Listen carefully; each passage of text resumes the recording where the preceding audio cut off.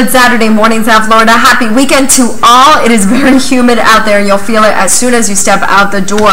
Now, the reason for that is mainly because of the southerly flow. And again, we're also out ahead of a cold front. So yes, we'll be on the warm side of things at least through today and tomorrow. Then another change coming our way as soon as this front passes through. But this morning, as you can see, waking up to mostly cloudy skies, just a light breeze out there out of the south and southeast. On the radar, tracking showers. We've had a few showers earlier this morning over Broward and light drizzles in Miami-Dade, but most of the shower activity has remained for the southwest coast of Florida. We'll have to track the radar to see how those move across and maybe could impact our home here in Broward or Miami-Dade through the morning, but the best chance for rain will definitely be later this afternoon. Also, it's been a warm start. Temperatures started off in the upper 70s along the coast, low 70s inland.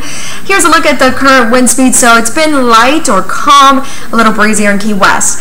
It'll be steamy today, highs getting into the mid 80s. Then by tomorrow, similar story as today. However, the cold front will pass through by tomorrow evening. No advisories for boaters out there and beachgoers. Use that sunscreen, even though we'll see a lot more cloud cover today. And even though we have the chance for showers, you can still try to head out to the beach. Also, head out to Jazz in the Gardens if you have tickets and that's what you're doing today. Keep in mind, yes, there could be a few showers, so take those umbrellas with you just in case. Also, drink plenty of water. It'll be very warm.